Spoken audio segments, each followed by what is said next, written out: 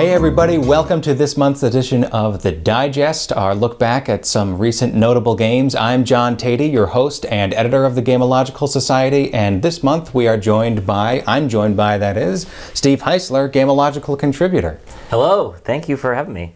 We're taping this on a very hot day, and what also appears to be laundry day for you, Steve. I just call this Saturday. This is just what I would wear when it's too hot to care what I actually look like. For our, what we're digesting this month, I saved it. That was great. That was very impressive. Right?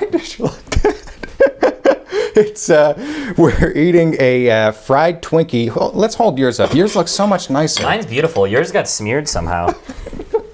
Solid food porn. Okay, so this is a fried Twinkie with raspberry compote. It's from, where is it from? Chip Shop. The Chip Shop here in Brooklyn, and they claim to be the first shop that ever fried a Twinkie. I don't buy that. This isn't a county fair thing. Don't give me that look. I don't think it's true. Well, obviously New York is the center of the universe of everything, so right, this might actually be the first one. Such a New York claim. All right, so we're going to try this. You're using a fork. You know, I'm wearing some nice clothing. I need to be dainty about this. You know, this isn't going to work. What do you think, John? I think it's kind of gross. It sort of just tastes like melted butter. Like, like if you were to lick a pan after you make pancakes or something.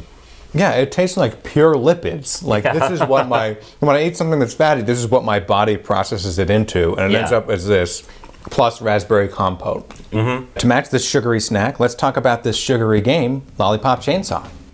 The high school in Lollipop Chainsaw is like 1,000 cheery, bubblegummy, California cool high school movies boiled down into one super sweet campus. It's like that episode of The Simpsons where Bart orders a squishy made entirely out of syrup. The heroine, Juliet, uses her pom-poms and chainsaw to beat up zombies again and again for pretty much the whole game.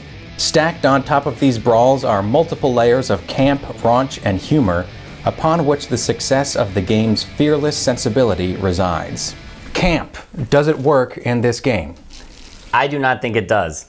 I think that this game is... You're coming out swinging. I love it. I think it's the worst game to ever be released. No. Here's the thing about this. Juliet is a zombie hunter. It's like this big secret of hers in the family. There's obvious comparisons to Buffy the Vampire Slayer, where it's kind of the same thing. But I feel like this game is what Buffy would be if they removed any subtlety. It's very obvious that this character is trying to be this hot character from like a typical high school.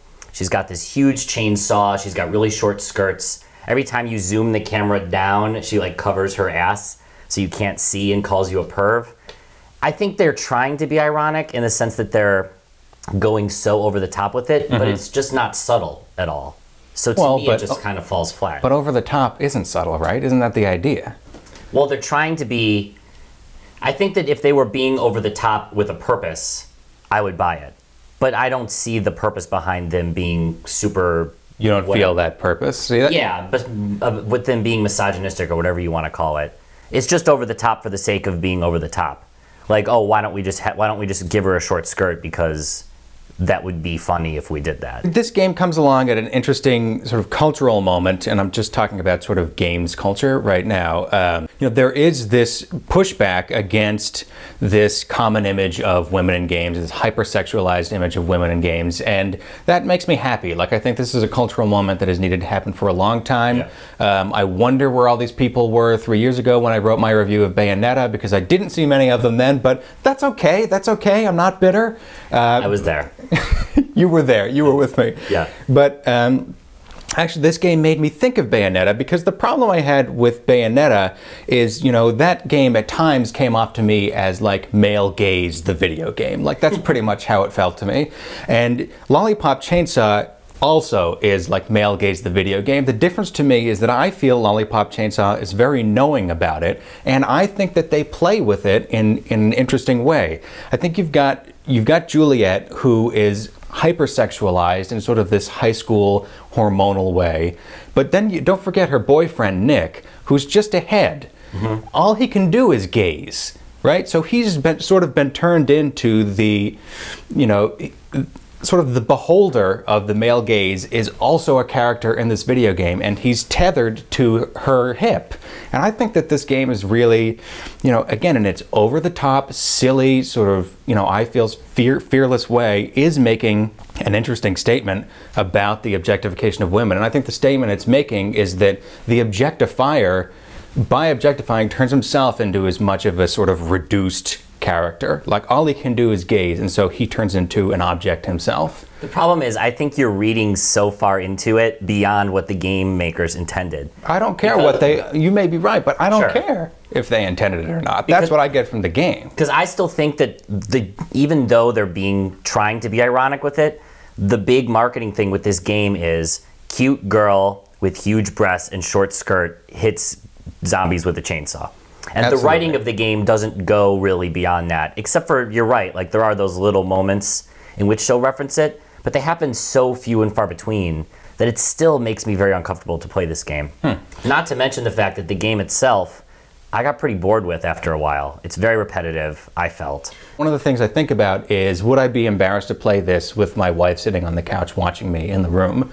And a lot of games do not pass that test. And frankly, I wouldn't be embarrassed to play this with Anna in the room, because I think that it's so over the top that she would laugh at it. And I think it's designed to be laughed at. I would not feel comfortable playing this game with your wife in the room. Not only is she your wife, but you're not there, and for some reason she wants to watch me play video games. I'd feel very uncomfortable with that. That would be strange, yeah. I guess it's a rather limited test, isn't it? But also, in my opinion, camp is something that if you do camp 50%, to me it feels like you might as well have just done 0%. Like, camp can be lazy. And I think people a lot of times will hide behind, this is a reaction to something, or this is a take on it, or this is ironic. And I didn't get the sense that the game was going all the way with it, whether, for whatever reason, whether they wrote it like that, whether it got watered down later, whether they weren't really intending it and we're looking at it, for whatever reason, it didn't feel like it went all the way.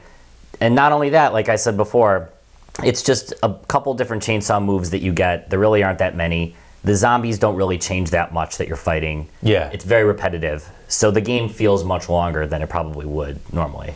Yeah, I don't think any, and that's a great, I love your point about 50% camp. That's it. Like that's the other thing about camp, is you really gotta get it right. Yeah. And I'll agree with you that I'm not convinced this game is like, you know, like John Waters style, beautiful camp. The other thing that irritates me a little bit about these campy games is that even though I read it as camp, it also still works as something that like a high school boy can masturbate to, right? Like, I feel like the makers of Lollipop Chainsaw get to have their cake and eat it too. Yes, I know it's rated M, but big budget video games have benefited from that cake having and eating. I think they've gone to that well a little bit too much. I think you're right. I have no disagreement there. So those are our thoughts on Lollipop Chainsaw. I'd love to hear your thoughts in the comments. And while I've been talking here, Steve has eaten pure fried cream out of. You just made the dish more disgusting. It pushed it out, like I tried to cut it, and it just pushed it out like I was making a hot dog and just like squeezing out the intestinal stuff. How do you, what? How do you make a hot dog? I don't know. I don't know where you live in Brooklyn, but it's a very artisanal thing here. Okay. Well, let's get the hell out of this segment. Love to hear your thoughts about Lollipop Chainsaw and treatment of women in video games in the comments. We will be back tomorrow with, we're looking at Lego Batman 2 tomorrow. That's right. So come back then. Thanks for watching. So long.